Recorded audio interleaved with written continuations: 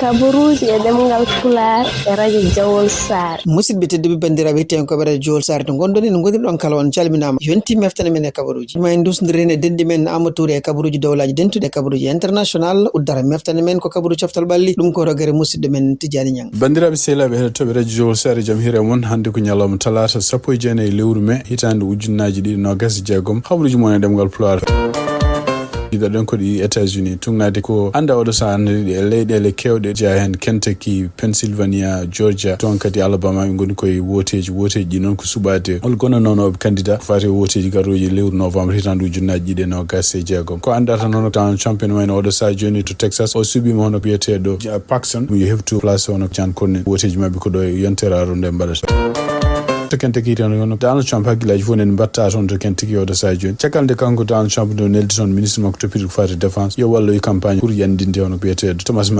Massi oɗo saha joni wayno Donald Trump o suɓima neɗɗo yo on candidat beelen hewto place mum hono oɗon biyeteɗo Ed Galbraith ɗum noon Ed Galbraith ko vétéran ko ancien militaire wonno ko wawi wonde foof so tawi kanko Thomas Massi o heeɓi gagnade woteji baɗoji toon to Kentucky ɗum noon ko victoire mawɗo wonata contre Donald Trump et surtout enne kadi ene wayno continue ha hande wonde ngattade wiide wonde kala ɗiɗo sénateur uji walla kala ɓeɗo sarriyankoɓe républicain ji ganduɗa darinoɓe contre makko mo waɗi feere foof mo yendina ɗumen o itta place uji men ko on yiya toon to Louisiana hono Bill Cassidy caggal kanko hoore makko de perdi woteji bannude toon ñande aset ɓennuɗo e nder konguɗi ɗe o jifti noon kanko Bill Cassidy o wi wonde ene wayno o tawama woteji keyɗi o tawama démocratie kadi e nder démocratie so tawi a waddama hen saji aɗa wawi gagnade hen saji aɗa wawi perdude o kadi sa perdi kadi sohlani kada woya sohlani kadi kañum hoorema kadi wiya wonde ko woteji ko gujja ɗum noon e wayno kanko Bill Cassidy o yennata ko Donald Trump kadi o wi wonde ne wayno oɗo saha joni o jaaɓi wonde ɗo kadi manda makko gasi ɗum ɗo wonno terme muji makko ɗiɗaɓe toon to Kentucky noon en wayno no mbiɗen ni ma gartu hen hawnaki adde journal o gasde hedde 7h après 7h kikiɗe heure local toon to Kentucky ko nden résultat ji puɗɗoto yaltude ƴeewen kadi holtoɓe jarata toon kadi to Georgia en wayno ko démocrate en kamɓe goni ko ƴeewɗo ɗo saha joni hol jogorɗo wonde candidat banggue démocrate en siftindon tan ko toon to Georgia hono biyeteɗo Keisha Lance Barham meeɗi wonde maire de Georgia ko oɗo saha ko goto e candidat ji candidat goɗɗo mennoɗo wonde gouverneur adjoint biyeteɗo Jeff Duncan gontude démocrate koye candidat ji pour wontude gouverneur to banggue républicain ji en wayno gonnoɗo secrétaire d'état mo leydi Georgia ko nangunoɗo halluji hakkude muɗum e Donald Trump namdoto yo wonde woteji toon yo wujjane ɗum ɗon beele mo hawa Joe Biden biyeteɗo Brad Raffensperger ko candidat adjoint gouverneur gonɗo toon oɗo saha joni hono biyeteɗo Burt Jones kañum woɗum ko candidat siftinde on toon to Georgia en wayno gouverneur o termuji makko gasi o wawi wonde gouverneur tan ko laabi ɗiɗi termuji ɗiɗi donc hawnaki hedde 7h 8h hawnaki hedde journal oɗo gasi ma gartu e résultat ji ɗi tappude mi yaltude résultat ji to Kentucky toon haqqillaji ɓuuri ko huccande oɗo saha joni hande kabaruji men États-Unis e pellugol bangol toon to San Diego hanke yaltinama e ñalawma hono goto e sukaɓe ɓeɗo yimmo men kañum hoore mum noddino police caggal nde ɓe jiiti wonde ko suka mo ganduɗa en gommiɗo to galle mabɓe ene windi kayit no oppiron pour haal koko yahata to fayto en wayi kono woni koye wartoyade ni kanko yummiraɗo o noddino police kono ko wawi wonde foof ene wayno ko hadde police jabade walla nangu ɗum o sérieux taw daja mbaɗi bonandeji siftindon tan ko ɓeɗo tumaɓe ɗiɗo ko sukaɓe jaroɓe 16 e 17 hitande kadi tawaka ne maayi e nder auto mumen tongnade hande rapport aji police mbi wonde ko sukaɓe kamɓe pelli koye mabɓe ko wawi wonde foof ene wayno oɗo saha joni ko yimɓe gañinoɓe hen nena puɗɗo seɓorde kono noon kam andama kam yimɓe tato ma yi toon e ngalɗo pellodiral banggal toon to juma gonɗo toon to San Diego ɗum noon San Diego toon to Californie ko fate pellugol ngol hono kanko JD Vance vice président mo États-Unis e nder konngudi kadi ɗi o haalde jaynyankoɓe wi wonde pellugol bangol toon to San Diego ngol e ɗum ko hunde musdemo no fewi par ce que yimɓe waraɓe toon ɓe walla gañiɓe toon ɓe walla yimɓe ɓe ganduɗa e toñaɓe toon ɓe ne wayno ko yimɓe jokkodirɓe walla yimɓe andodirɓe e joom suudu makko walla joom suudu makko nani ɗumen kanko JD Vance e nder konngudi kadi ko o wi wonde nde o ɗum ɗon waɗi nde o noddi joom suudu makko o namdi so tawi en andi yimɓe wonnoɓe toon oɗo saha surtout oɗon nokku gonɗo toon to San Diego sara oɗon juma joom suudu makko wima ha en andi ɓeɗon walla haysono anda ɗumen en andi hawnaki en andi woni jinnaɓe men kadi en andi yimɓe ɓe ganduɗa kutorima oɗon centre ko fate en jogui caɗele ballede walla koye noon ko wawi wonde fof ene wayno ko kanko JD Vance o wi centre o kadi juma o restaurant nana sara muɗum ene wayno ko famille makko kanko JD Vance joom suudu makko en kewi yaade toon ñamoyde ndeɓe jeehi San Diego foof kanko JD Vance o haadi kadi o wi en fitinaji baɗini en e ɗum no États-Unis ko hunde fonde haɗede ko hunde no forani wonde ɗum no fof andi ko réaction ngaji parɗo e pellugol bongol toon to San Diego hanki ɗum noon ko juma gonɗo toon San Diego kanko jeedi Vance kadi ne namda ko fati oɗo sa joni est ce que ko gummuniɗo pour wonde candidat présidentiel hitande ujunaji ɗiɗi no gas jeetati o wi wonde wani ko ɓuuri wonde liggey makko oɗo sa joni ko toppitade ko fati en liggey vice président et surtout en mission ngaji ɗi ganduɗa Donald Trump waɗe makko o wi kono noon wayno miijade ko fati woteji walla ardade leydi ndi e nder hitande ujunaji ɗiɗi no gas jeetati ɗum ko hunde meeɗani miijade ɗum taw siftino tan ko kanko jeedi Vance kanko Marco Rubio e ko yimɓe ɗiɗo hawnaki ene ɗaminaki mangon candidat ji banggue républicain pour ɗaɓɓude wonde gartiɗo leydi États-Unis e woteji baɗɗoɗi hitande ujunaji ɗiɗi no gas jeetati Californie hande en wani ko cumu bongu nan ton kadi ton to Simi Valley nokkuji ɗi ganduɗa ɗi goddani Los Angeles mbi ken wona 48 km banggue rewore Los Angeles tunade koɓe kaali kadi mbi wonde koɗo sa joni yamirore ari ken wona sappo e jeeɗiɗi ujunere neɗɗo famille aji mbiyama yo gummo e ɗiɗo nokkuji sibabude cumu ngu e subaka talata hande en wani ko cumu ngu wawi bonnude ko famɗi foof ken wona kilométre uji 4 ko cumu ngarngu sibabude yoro wona toon kadi ne wonde hendu ko famɗi foof galle goto kam au moins so sumi to nokku biyete Ventura County ɗum ɗo kadi ko gueɗe toujours garoje toon Californie surtout so ceeɗu ari cumu ngu ne soyne to woɗɗi surtout ene jaygol ngol no way towde ni ene way hewde dole ni ko hunde kadi yawde sibabude hendu wondu hen ande toon to États-Unis en wayno ko yalti altini ɓen ɗo hono département justice mo États-Unis ɓe kali mi mbi wonde ko ñande altini nde hen wonde feere wotere ƴeftama feere nde kadi kene abbo milliard uji ɗiɗi haalis dollar ko yobde yimɓe ɓe ganduɗa en taw ko sehila makko kanko Donald Trump ɗum ɗo fof noon ko pour beele Donald Trump kanko hoore makko omo hayta portude plainte hono ARS ɗum noon ARS nde wi wonde ko ARS yaltini kayitaji makko ko fati impôt ɗum noon kadi ko gueɗe ɗe o enquêtera ko wawi wonde fof e tugnade kadi halluji gummiɗo toon to congrès hande ono Tate Blanche gardiɗo oɗo sa joni département justice o wi ne oɗo kalis kene abbo milliard uji ɗiɗi dollar hawnaki yimɓe ɓe nangunoɓe sibabude bonandeji bonnoɗi toon ñande jeegom lewru janvier hitande ujunaji ɗiɗi nogas go hawnaki ɓeɗon foof men jooɓe oɗon kalis kamɓe démocrate ɓene gulla oɗo sa joni wiide wonde ko ɗeɗo peeje ko peeje lundiɗe lawol e kadi ene wayno kumaɓe mbadde peeje foof eɓe kaɓe contre muɗum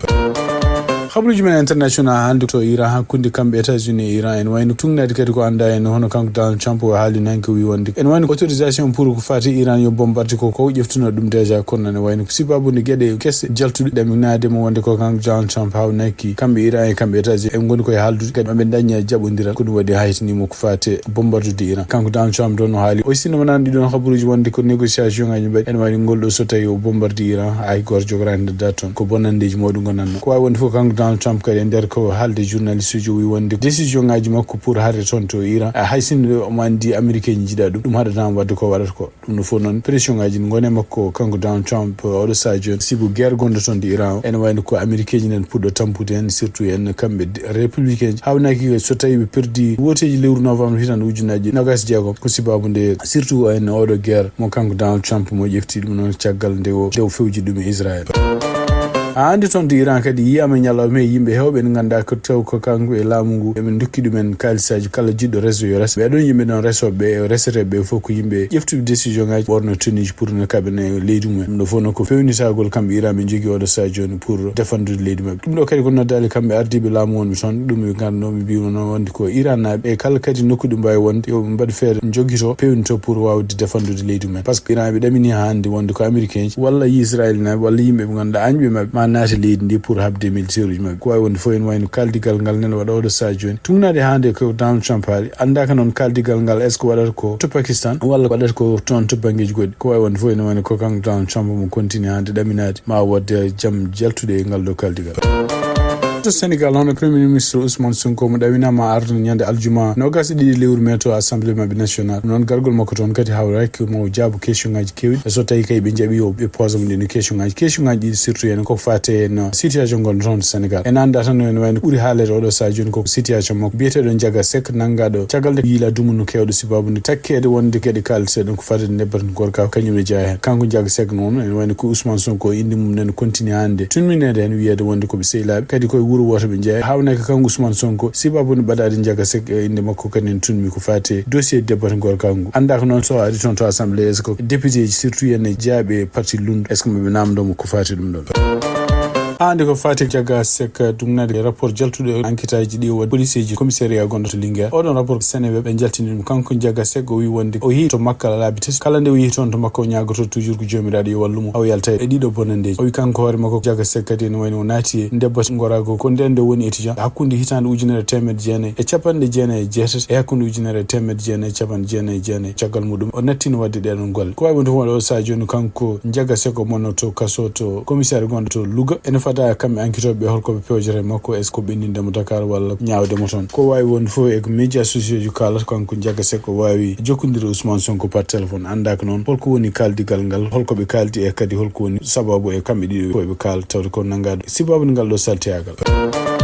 Habruji men international hande hono États-Unis ɓene continue hande programme mi jogui pour wallude ɓeɗo yimɓe tubakoɓe Afrique Sud na jeeyaɓe leñol wiyeteɓe africanos arde ɗo États-Unis ɗum noon tugnade hande poɗodiral gongal hakkude États-Unis e Afrique Sud ene wayno ko Donald Trump mo continue ha hande wiide wonde ɓeɗo tubakoɓe wonɓe toon to Afrique Sud ene wayno ko laamu surtout ɓaleɓe ene rewa ene rewa men ene wara ɗumen ene hefta jeewu men kadi ene waɗa mabɓe gueɗe ɗe moƴƴani ɗum ɗo fof noon ko hunde ganduɗa kamɓe gouvernement mo Afrique du Sud ɗum woni hunde nde o sali o wi wonde kala ko woni fitina gonɗo toon to Afrique du Sud fitino wonani huccani tan tubakoɓe walla huccani tan diineji walla huccani ko communauté ji fof ko ɗum waɗi donc ene wayno ɗeɗo peeje kanko Donald Trump ɗe waɗata oɗo sa joni surtout e mandat makko ɗiɗo yamirde walla suɓade leñol tan wiide wonde ko ngel ɗo leñol ene tooñe to taw ko tubakoɓe addude ɗumen ɗo États-Unis ɗum ɗo kadi ko hunde nde ganduɗa oɗo sa joni communauté international fof ene dari contre muɗum ko wawi wonde fof tugnade hande médiaji américain ji ko kaali e rapport makko ummade kadi administration makko kanko Donald Trump adano jamno kena boye ujunaji 7,5 kono ne wayno oɗo sa joni o ɓeydi ɗum ha ken wonno 17,5 yimɓe ɓe ganduɗa ɓe wiyeteɓe africanos ɓe yamirde ɗumen yo garɗo États-Unis gonna ɗo réfugié ji.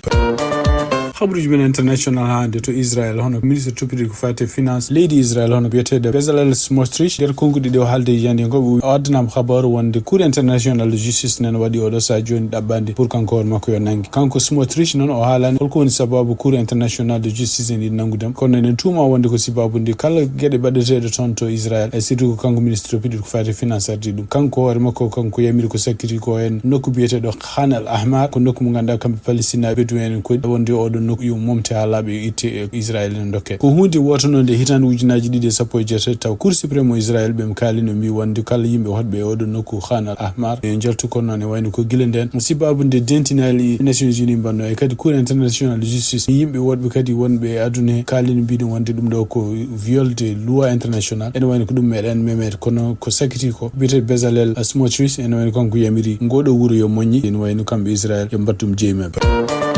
Habruji men international to Chine hono président mo leydi Russie Vladimir Putin ɗum woni ko jillu makko fade to Beijing guɗo jillu ari ko caggal cuusɗe balɗe de Donald Trump nde yilino toon to Moscou tungnaɗa hande jaydiyankoɓe biyeteɗe Ed Price no haali o wi wonde kamɓe risnaɓe ko jiiɗi ko hollude siftinde américain wonde ko ɓe mbawi arde yillade Chine laaɓe jiiɗi foof kono yooɓe gandu ko Russie kañum ɓuuri ɓadade Chine e kañum kadi ɓuuri wonde sehli chinois président Putin kanko président Xi Jinping en wayno ɓe mbawi madde cehlagal hakkude mabɓe cehlagal ngal kadi ne wayno président mo Russie omo yiiɗi deñude ɓernde Chine wonde ko seydi muɗum e surtout wonde haare wonande communiste en contre capitalisme ko wawi wonde ko Russie kadi ɓe jiiɗi wonde ko Chine waɗanaɓe support surtout haare nde ɓe goni hakkude mabɓe Ukraine ɗum noon ko gueɗe ɗe ganduɗa kamɓe Chine ɓe jaɓani nadde nde ɗon haare hakkude Russie e Chine kono ko wawi wonde foof ne wayno Vladimir Putin arde toon ɗum kadi ko hunde nde ganduɗa wawde wallude kamɓe Russie naɓe caɗele gonaɗe oɗo sa joni ko fati ngal kono noon wawde kadi deññude kamɓe chinois ji surtout yenno support wonde Russie nana sara mabɓe.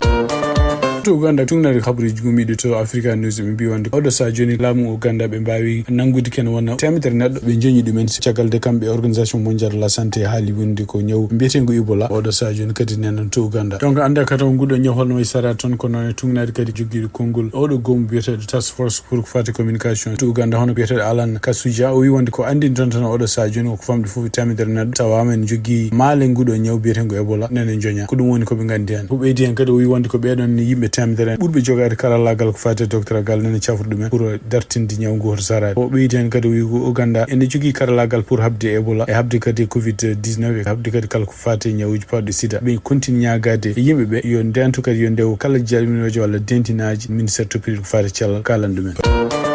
habaruji men international cekkitorɗen koko fate candidature pour ardade organisation internationale de la francophonie donc siftin ton tan oɗo sa joni ko candidat ji tati ko rewɓe candidat gadano wiyetego Louise Monsieur Kiyabo woni oɗo sa joni secrétaire général oɗon organisation kadi jiɗɗo hebde mandat muɗum tataɓo continde ardade oɗo organisation kigali ko kañum support goɗɗo kadi ko Juliana Lumumba support ɗum ko Félix Tshisekedi candidat goɗɗo kadi ko docteur Coumba Ba jeyaɗo toon to Mauritanie support ɗum ko Nouakchott ko wonde fof oɗo sa organisation internationale de la francophonie eɓe no continue wadde profil hono docteur Coumba Ba no fewi e wiiti kadi kanko docteur Coumba Ba hawnaki so ari ma won bawɗo wadde masla hakkunde ɗeɗo leyɗele ɗiɗo candidat ɗi to jeeya kanko Coumba Ba kadi ko neɗɗo jeeyaɗo leydi ndi ganduɗa ene jeeyno e leyɗele sosɓe francophonie ko leydi gondi kadi hakkunde leyɗele haala ɗemgal français e ɗemgal arabe ɗum ɗo fof ko atuji makko kanko docteur Coumba Ba kadi e nder profil makko yaltin o wawa yillade kadi nokkuji kewɗi to Afrique centrale ɗiɗo candidat ji ɗiɗi to jeeya ɗum ɗo fof kadi ko hunde wawde walludemo hawnaki so tawi o heeɓi ardade ma waɗ wayloji kewɗi ɗi ganduɗa o fuɗɗima haalde ɗum déjà wayloji ɗi kadi ko surtout yenna matude oɗo organisation beele hoolare en ɓeydo hen wonande yimɓe ɓe ganduɗa e jeeya oɗo organisation kanko Coumba Ba kadi laamu Mauritanie guila e président Mohamed Cheikhul Ghazouani e yimɓe fof ne wayno supporti mo kadi ko exemplaire tungnaɗe hande journal Africa News ko haali kala neɗɗo mo ganduɗa gonɗo candidat leydi mum no foti wonnirde caggal muɗum ha supporte ɗum ɗiɗo candidat ji kadi ko fotɓe toɓɓede surtout ko addi jonde fonde wadde Phnom Penh toon to Cambodge hakkude 15 e 16 lewru novembre ɗo e lebbi jeeɗiɗi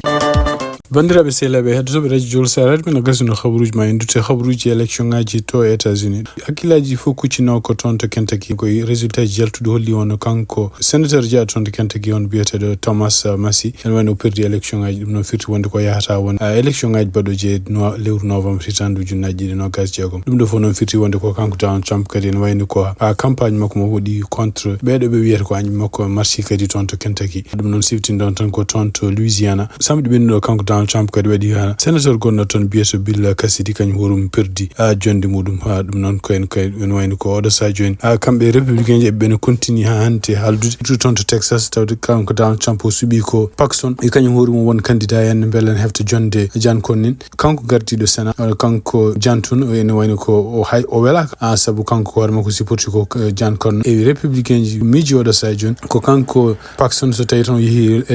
élection ngaji lewru novembre hitandu ujunnaji ɗiɗi nogas jeegom kamɓe républicain koɓe perdoɓe suudu Sénat ɗum noon ne wayno ko kanko Dantun o wiyonde ko ala ko wawi hen ko ɗo joni ko Donald Trump kañum jogui décision ngaji muɗum o supportata kono kanko hande mo continue supportude Jan Connin to Texas kono kanko Jan Connin kadi attorney general Ken Paxton kamɓe jaratan o ñande nogas jeegom ɗum noon ko sibabude hay goto maɓe dañani toon ken won 50% ɗum woni oɗon ɗiɗon élection ngaji kadi mbatte ñande nogas jeegom habaru jettu kadi tungnade hande ko yaltini wayno ko kanko Mitch McConnell oɗo sa joni woni ko hôpital o ne wayno kadi eɓen kala wonde hawnaki kanko hoore makko jogorani dadde cette fois ci ɗum noon so tawi kanko woodi yaade kanko Mitch McConnell ene wayno ko kanko démocrate woni toon gouverneur toon to Kentucky alay sago waɗata toon ko démocrate pour lomtomo haade woteji spécial arde golle ma jooɗi peewi Seydi Touré Tijjani Ñang bisimilla ma meftane joganɗa en e coftal ɓalli gadorɗen kabaruji men coftal ɓalli ko tirage au sort qualification coupe d'Afrique hitandu ujunnaji ɗiɗi e nogas jeeɗiɗi jubbinaɗo subaka hande to leydi Égypte e dumirdu fédération mo leydi Égypte poule A en tawi hen kippu Maroc Gabon Niger e kippu Lesotho poule B en tawi hen Égypte Angola kippu Malawi e kippu Soudan du Sud poule C en tawi hen Côte d'Ivoire Ghana e kippu Gambie e kippu Somalie poule D en tawi hen Afrique du Sud Guinée Conakry kippu Kenya e kippu Érythrée poule E en tawi hen République démocratique du Congo Guinée équatoriale kippu Sierra Leone e kippu Zimbabwe poule F woni poule équipe nationale mo leydi Mauritanie en tawi hen Burkina Faso Benin e kippu Mauritanie e kippu Centrafrique poule G en tawi hen Cameroun Comore e kippu Namibie e kippu Congo Brazzaville poule H en tawi hen Tunisie kippu Uganda e kippu Libye e kippu Botswana poule I en tawi hen Algérie Zimbabwe Togo e kippu Burundi poule J en tawi hen Sénégal Mozambique